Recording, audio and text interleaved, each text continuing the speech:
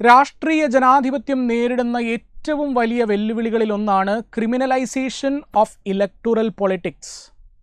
കഴിഞ്ഞ ദിവസം കേന്ദ്ര ആഭ്യന്തരമന്ത്രി ശ്രീ അമിത്ഷാ ലോക്സഭയിൽ വളരെ വിവാദപരമായ ഒരു ബില്ല് അവതരിപ്പിക്കുകയുണ്ടായി. 130th constitutional amendment bill of 2025 എന്ന് വിശേഷിപ്പിച്ചുകൊണ്ട് ബഹുമാനപ്പെട്ട ആഭ്യന്തരമന്ത്രി അവതരിപ്പിച്ച ഈ ബില്ലിൻ്റെ പ്രധാന ഉദ്ദേശമായി അദ്ദേഹം സഭയിൽ പരാമർശിച്ചത് decriminalisation of electoral politics in India എന്നുള്ളതാണ്. അതായത് ഇന്ത്യയിലെ തെരഞ്ഞെടുപ്പ് രാഷ്ട്രീയത്തിൽ നിന്ന് ക്രിമിനലുകളുടെ സാന്നിധ്യം പൂർണ്ണമായും ഒഴിവാക്കുക, തെരഞ്ഞെടുപ്പ് രാഷ്ട്രീയം സംശുദ്ധീകരിക്കുക എന്നുള്ളതാണ് കേന്ദ്ര സർക്കാരിൻ്റെ ലക്ഷ്യം എന്ന് പരാമർശിച്ചുകൊണ്ടാണ് ഈ ബില്ല് അദ്ദേഹം മുന്നോട്ട് വയ്ക്കുന്നത്. ഈ ഒരു വീഡിയോയിൽ 130th കോൺസ്റ്റിറ്റ്യൂഷണൽ അമെൻമെൻറ്റ് ബില്ലിൻ്റെ പ്രൊവിഷൻസ് എന്തെല്ലാമാണ്, what was the need for such A kind of A bill at this particular moment, ഈ ബില്ലുമായി ബന്ധപ്പെട്ട് എന്തെങ്കിലും പ്രോബ്ലംസ് ഉണ്ടോ, എന്തെങ്കിലും സീരിയസ് ആയിട്ടുള്ള പ്രത്യാഘാതങ്ങൾ ഉണ്ടാവാൻ സാധ്യതയുണ്ടോ, അങ്ങനെ ഉണ്ടെങ്കിൽ എന്താണ് അതിന് ശാശ്വതമായിട്ടുള്ളൊരു പരിഹാരം എന്നിങ്ങനെയുള്ള കാര്യങ്ങളായിരിക്കും നമ്മൾ ഡിസ്കസ് ചെയ്യുക. ആദ്യം എന്തുകൊണ്ടാണ് ഇത്തരമൊരു ബില്ലിന് ഈ സാഹചര്യത്തിൽ ആവശ്യകത എന്ന ഒരു ആസ്പെക്റ്റ് ആയിരിക്കും നമ്മൾ ഡിസ്കസ് ചെയ്യുക. So welcome every one two xylem IAS. So what do you think is the reason for such a kind of bill? See, one of the reason is the report of a non-governmental organization, Association for Democratic Reforms, Association for Democratic Reforms എന്നു പേരുള്ള ഒരു non governmental organisation തെരഞ്ഞെടുപ്പ് രാഷ്ട്രീയം എങ്ങനെ സംശുദ്ധീകരിക്കുക എന്നുള്ളതിനെ സംബന്ധിച്ച് പരിശോധനകൾ നടത്തുകയും നിരീക്ഷണങ്ങൾ നടത്തുകയും അതൊരു റിപ്പോർട്ടായി പുറത്തിറക്കുകയും ചെയ്യുന്ന ഒരു നോൺ ഗവൺമെൻറ്റൽ ഓർഗനൈസേഷനാണ് അസോസിയേഷൻ ഫോർ ഡെമോക്രാറ്റിക് റിഫോംസ് എന്നുള്ളത്. ഈ സംഘടനയുടെ റിപ്പോർട്ട് വളരെ പേടിപ്പിക്കുന്ന റിപ്പോർട്ടാണ്. 17ാമത് ലോക്സഭയുടെയും 18ാമത് ലോക്സഭയുടെയും റിപ്പോർട്ടുകൾ താരതമ്യം ചെയ്യുമ്പോൾ രാഷ്ട്രീയത്തിൽ അല്ലെങ്കിൽ ഇന്ത്യൻ തെരഞ്ഞെടുപ്പ് രാഷ്ട്രീയത്തിൽ ക്രിമിനലുകളുടെ സാന്നിധ്യം ക്രമാതീതമായി ഉയരുന്നു എന്ന നിഗമനത്തിലേക്ക് നമ്മൾക്ക് എത്തിച്ചേരേണ്ടതായിട്ട് വരും. So when you look at the 17th Lok Sabha, അതായത് കഴിഞ്ഞ ലോക്സഭയുടെ ഒരു ഗ്രാഫ് നോക്കുമ്പോൾ you will understand that 43% of the elected members of the parliament, തെരഞ്ഞെടുക്കപ്പെട്ടിട്ടുള്ള പാർലമെൻറ്റ് അംഗങ്ങളിൽ 43%, അതായത് 543-ൽ 233 പേർക്കെതിരെ ക്രിമിനൽ ചാർജസ് നിലനിൽക്കുന്നു അല്ലെങ്കിൽ ക്രിമിനൽ കേസസ് നിലനിൽക്കുന്നു എന്നുള്ളതാണ്. ആൻഡ് അതിൽ 159 പേർക്കെതിരെ, ദാറ്റ് ഈസ് ഓൾമോസ്റ്റ് 29%, 29% പേർക്കെതിരെ വളരെ സീരിയസ് ആയിട്ടുള്ള serious criminal charges or criminal cases R pending. Say for example, just like rape, murder, attempt to murder, etc. So ഇതായിരുന്നു 17ാമത് ലോക്സഭയുടെ കണക്ക്. എന്നാൽ 18ാമത് ലോക്സഭയിലേക്ക് വന്നപ്പോൾ 233 has become 251, which means there was A significant increase. So 43% has become 46%, 43% പേർക്കെതിരെയായിരുന്നു 17ാമത് ലോക്സഭയിൽ criminal charges നിലനിന്നിരുന്നത്. എന്നാൽ 18ാമത് ലോക്സഭയിലേക്ക് വരുമ്പോൾ, ഇപ്പോൾ നടന്നുകൊണ്ടിരിക്കുന്ന ലോക്സഭയിലേക്ക് വരുമ്പോൾ, നിലവിലെ ലോക്സഭയിലേക്ക് വരുമ്പോൾ ദാറ്റ് ഹാസ് ബിക്കം 46%. അതിൽ 31% പേർക്കെതിരെ, അതായത് 170 പേർക്കെതിരെ വളരെ സീരിയസ് ആയിട്ടുള്ള ക്രിമിനൽ കേസസ് ആണ് പെൻഡിങ്ങിൽ എന്ന റിപ്പോർട്ടാണ് അസോസിയേഷൻ ഫോർ ഡെമോക്രാറ്റിക് റിഫോംസ് എന്ന നോൺ ഗവൺമെൻറ്റൽ ഓർഗനൈസേഷൻ മുന്നോട്ട് വെച്ചിട്ടുള്ളത്. So that may be one reason, but there are other reasons also. ഏത് രാഷ്ട്രീയ പാർട്ടികളിൽ നിന്ന് ഏറ്റവും അധികം ക്രിമിനൽ കേസസ് പെൻഡിങ്ങിലുള്ള പാർലമെൻറ്റ് അംഗങ്ങളുണ്ട് എന്ന ചോദ്യം വളരെ അപകടം പിടിച്ച ചോദ്യമാണ്. കാരണം എല്ലാ രാഷ്ട്രീയ പാർട്ടികളും ഈ കാര്യത്തിൽ മത്സരിക്കുകയാണ് എന്നാണ് നമ്മൾക്ക് മനസ്സിലാക്കാൻ സാധിക്കുന്നത്. Which means no political party is different. അപ്പോൾ സ്വാഭാവികമായും ജനങ്ങളുടെ മുന്നിലും ഒരു കൺഫ്യൂഷൻ ഇതുകൊണ്ടാണ്. ഏതെങ്കിലും ഒരു രാഷ്ട്രീയ പാർട്ടി ഇതിൽ നിന്ന് വ്യത്യസ്തമായി കാൻഡിഡേറ്റ്സിനെ ഫീൽഡ് ചെയ്തിരുന്നുവെങ്കിൽ ജനങ്ങൾക്ക് ഒരു ചോയ്സ് ഉണ്ടായിരുന്നു. പക്ഷേ ഇവിടെ ജനങ്ങൾക്ക് ചോയ്സേ ഇല്ല. ഒരു ക്രിമിനൽ ടെൻഡൻസി ഇല്ലാത്ത കാൻഡിഡേറ്റ്സിനെ ചൂസ് ചെയ്യാൻ പലപ്പോഴും ജനങ്ങൾക്കൊരു ചോയ്സേ ഇല്ല. When you look at the ruling party in the centre, കേന്ദ്രത്തിലെ റൂളിംഗ് പാർട്ടിയെ നോക്കുമ്പോൾ you would see that 39% of the 240 winning candidates BJPക്ക് നിലവിൽ 240 ലോക്സഭാ MP-മാരുണ്ട്. 240-ൽ 39% പേർക്കെതിരെയും സീരിയസ് ആയിട്ടുള്ള ക്രിമിനൽ കേസസ് നിലനിൽക്കുന്നു. ഇന്ത്യൻ നാഷണൽ കോൺഗ്രസിൻ്റെ വിജയിച്ചിട്ടുള്ള സ്ഥാനാർത്ഥികളുടെ എണ്ണം കുറവാണ് എന്നുള്ളത് കൊണ്ട് തന്നെ 49% of the winning candidates of the Indian National Congress faces serious criminal charges. When it comes to the ശിവസേനയെ സംബന്ധിച്ച് നോക്കിക്കഴിഞ്ഞാൽ it is almost 70+% of the winning candidates facing serious criminal charges. So രാഷ്ട്രീയ പാർട്ടികൾ എന്ന പശ്ചാത്തലത്തിൽ നോക്കിയാലും അതുപോലെ ലോക്സഭയിലെ ആകെ അംഗങ്ങളുടെ ക്രിമിനൽ പശ്ചാത്തലം നോക്കിയാലും the situation is very much alarming. But beyond that, there is something which is very much important. Arvind Kejriwal, Aam Aadmi party നേതാവായ അരവിന്ദ് കെജ്രിവാളിനെ മാസങ്ങൾക്ക് മുൻപ് എൻഫോഴ്സ്മെൻറ്റ് ഡയറക്ടറേറ്റ് അറസ്റ്റ് ചെയ്തിരുന്നു അല്ലേ? എക്സൈസ് പോളിസി സ്കാമുമായി ബന്ധപ്പെട്ട് എക്സൈസ് പോളിസി സ്കാമുമായി ബന്ധപ്പെട്ട് the prevention of money laundering act PMLA money laundering act എന്ന നിയമത്തിൻ്റെ അടിസ്ഥാനത്തിൽ the enforcement directorate has arrested mister Arvind Kejriwal. And Arvind Kejriwal arrest ചെയ്യപ്പെട്ടു എന്നുള്ളതിനപ്പുറത്തേക്ക് അരവിന്ദ് കെജ്രിവാൾ ദീർഘനാളായി ജയിൽവാസം അനുഭവിച്ചു കൊണ്ടിരുന്നപ്പോൾ പോലും അദ്ദേഹം ഗവൺമെൻറ്റിനെ റൺ ചെയ്തിരുന്നു എന്നുള്ളതാണ്. How is this possible? A person sitting in jail and running the government. So ഇത്തരം പ്രശ്നങ്ങൾക്ക് പരിഹാരം എന്ന് പ്രസ്താവിച്ചുകൊണ്ടാണ്, അല്ലെങ്കിൽ ജയിലിൽ കിടക്കുന്ന ഒരാൾ എങ്ങനെ ഒരു സൊസൈറ്റി ഭരിക്കും, അല്ലെങ്കിൽ എങ്ങനെ ഒരു സൊസൈറ്റിയുടെ കാര്യങ്ങൾ സൂപ്പർവൈസ് ചെയ്യും എന്ന കൺസേൺ മുന്നിൽ വെച്ചുകൊണ്ടാണ് യഥാർത്ഥത്തിൽ ആഭ്യന്തരമന്ത്രി Amit Shah the 130th constitutional amendment bill of 2025 introduce ചെയ്യുന്നത്. And we need to now understand what is exactly the provision provided by this particular bill of 2025.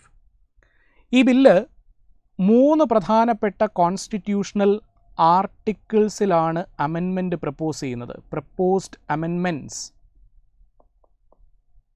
Through this particular bill is 3 articles. One is article number 75, which deals with the provision in relation to the Union Council of Ministers.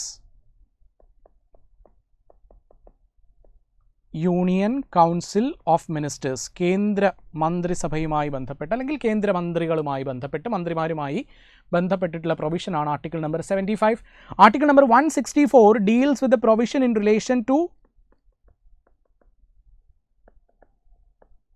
relation to the State Council of Ministers. The State Council of Ministers. And finally, article number 239AA. അങ്ങനെ 3 ആർട്ടിക്കിൾസിലാണ് ഭേദഗതികൾ ഉദ്ദേശിക്കുന്നത്, propose ചെയ്തിരിക്കുന്നത്. 239AA deals with the provision in relation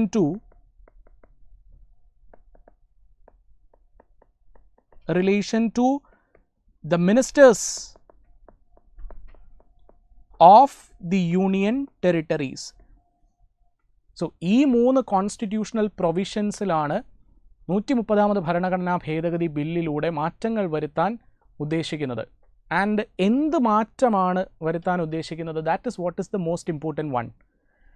suppose A minister, okay, this minister may be the prime minister, or it may be the chief minister, it may be the union council of ministers, or it may be the state council of ministers. അതായത് പ്രധാനമന്ത്രി ഉൾപ്പെടെയുള്ളവർ ഈ പരിധിയിൽ വരും എന്നാണ് ഇവിടെ നിന്ന് മനസ്സിലാക്കേണ്ടത്. ഒരു minister, if that person is arrested and kept in custody for 30 days, ഒരു മന്ത്രി അറസ്റ്റ് ചെയ്യപ്പെടുന്നു, 30 ദിവസം കസ്റ്റഡിയിൽ സൂക്ഷിക്കപ്പെടുന്നു.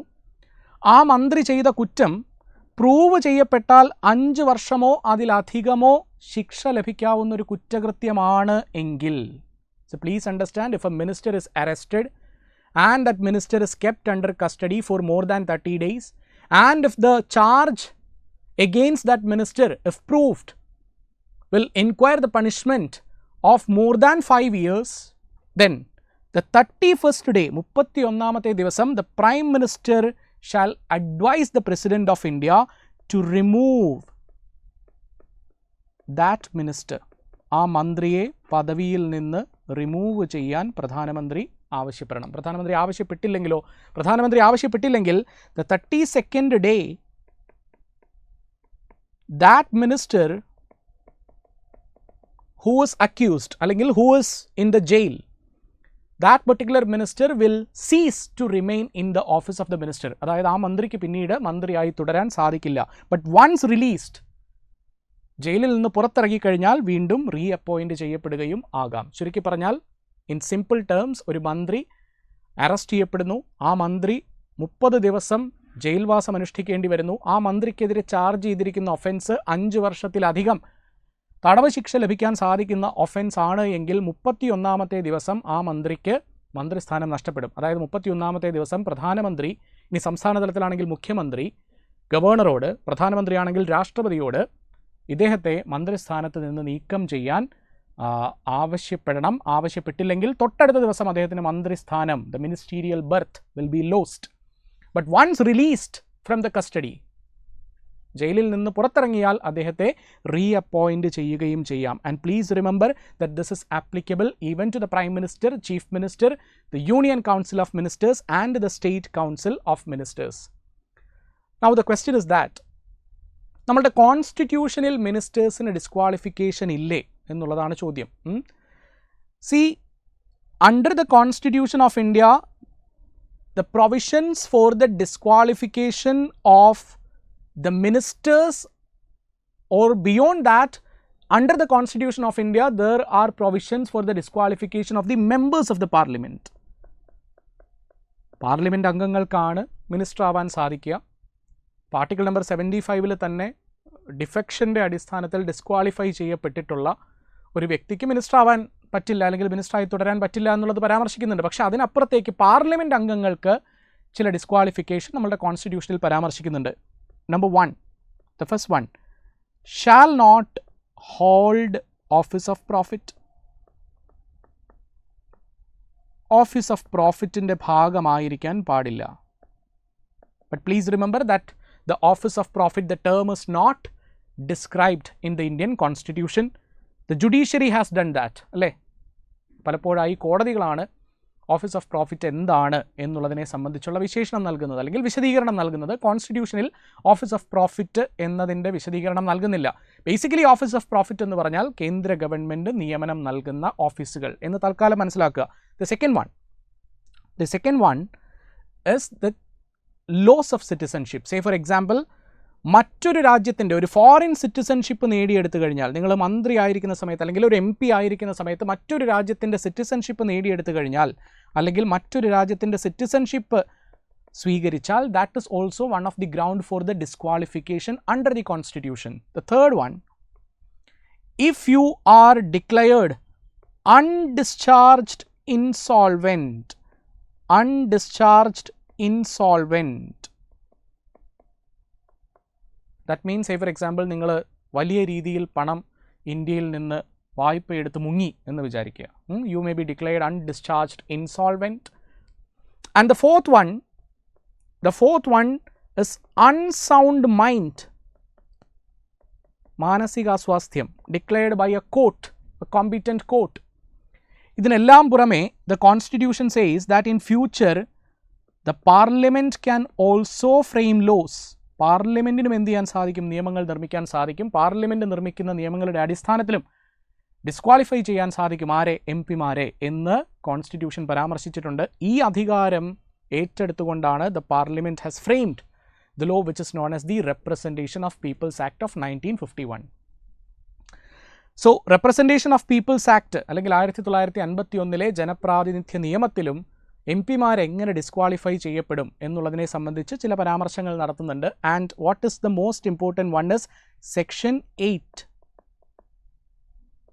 Of the representation of the people's act.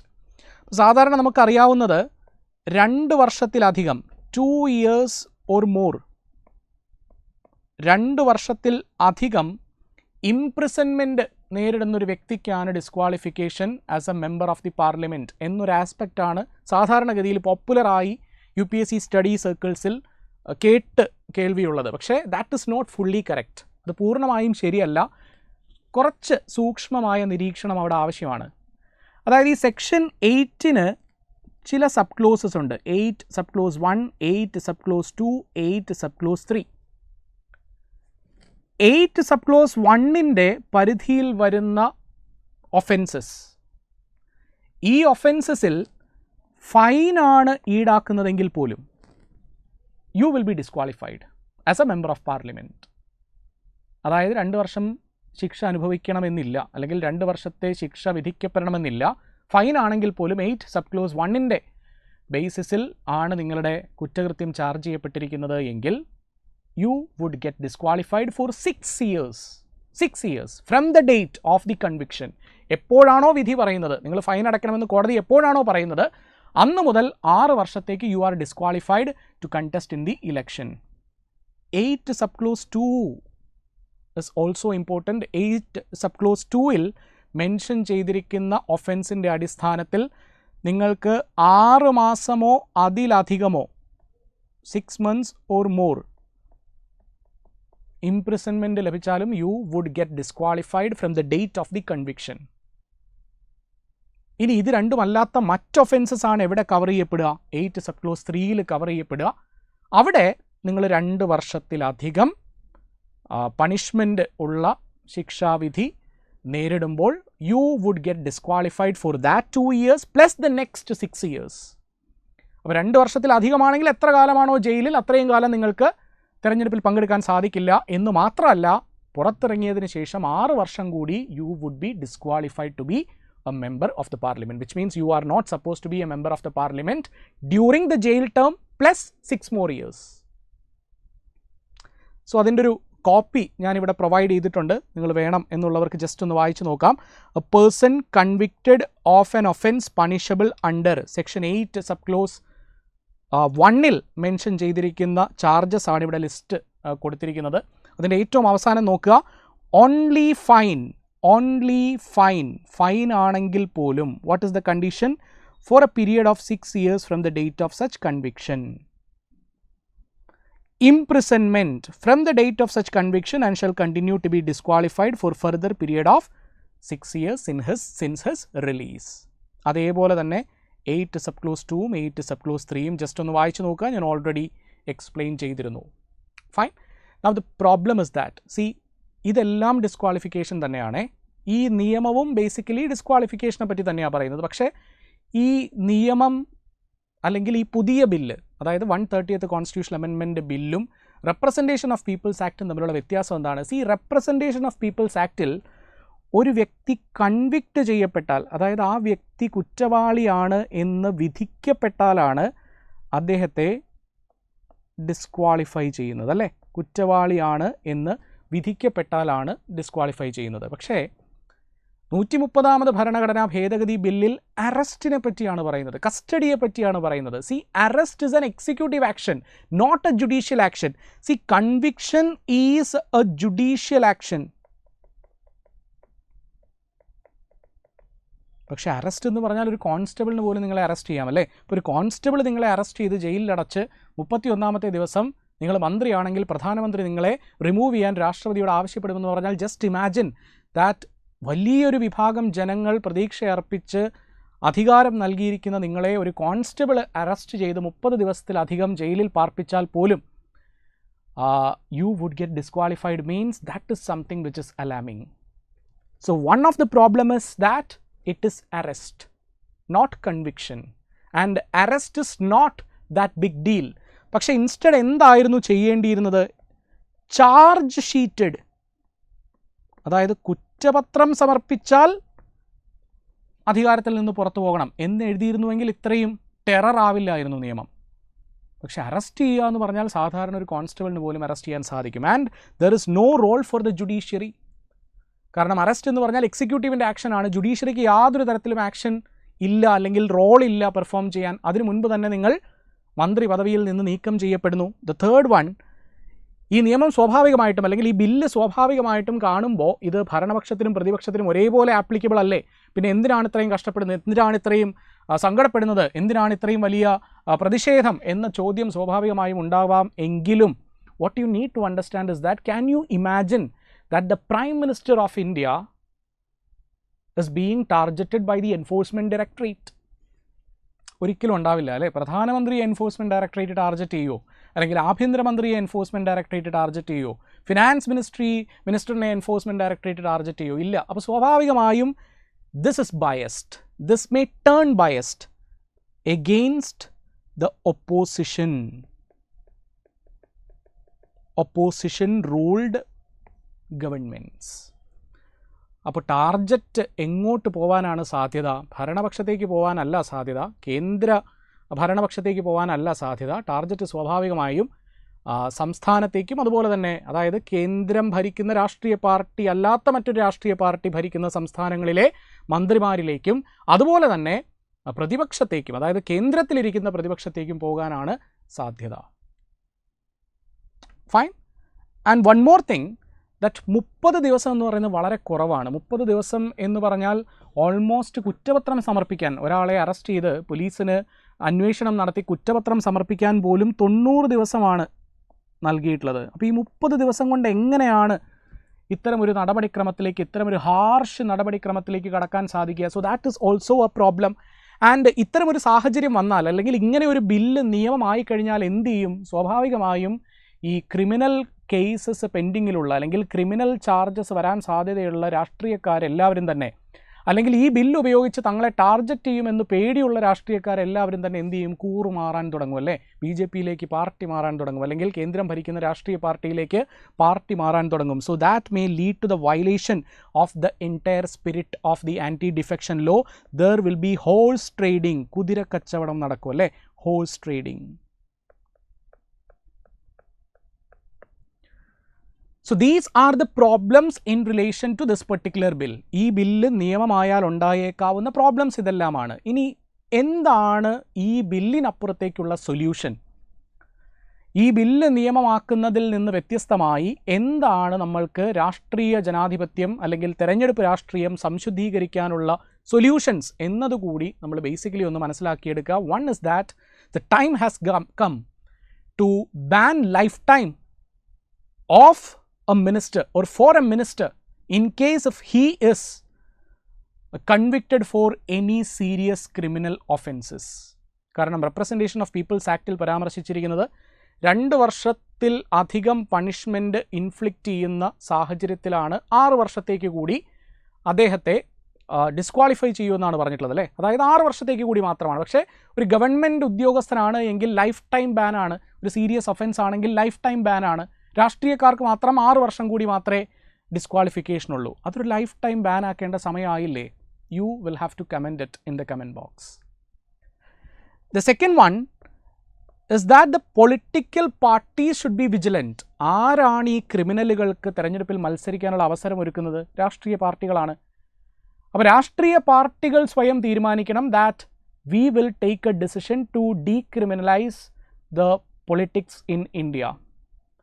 അപ്പോൾ ഇത് ആസ്പദമായിട്ടൊരു കേസ് സുപ്രീം കോടതിയിലുണ്ടായിരുന്നു. സുപ്രീം കോടതി രാഷ്ട്രീയ പാർട്ടികളോട് എന്തുകൊണ്ടാണ് നിങ്ങൾ ക്രിമിനൽ കാൻഡിഡേറ്റ്സിന് സീറ്റ് നൽകുന്നത് എന്ന് ചോദ്യം ചോദിക്കുകയും രാഷ്ട്രീയ പാർട്ടികൾ അവർക്ക് വിന്നബിലിറ്റി കൂടുതലാണ്, തിരഞ്ഞെടുക്കപ്പെടാനുള്ള സാധ്യത കൂടുതലാണ് എന്ന ന്യായം പറയുകയുമാണ് ചെയ്തത്. സുപ്രീം കോടതി പറഞ്ഞു അങ്ങനെ ന്യായം പറഞ്ഞിട്ട് കാര്യമില്ല, നിങ്ങൾ കാരണങ്ങൾ കമ്മ്യൂണിക്കേറ്റ് ചെയ്യണം.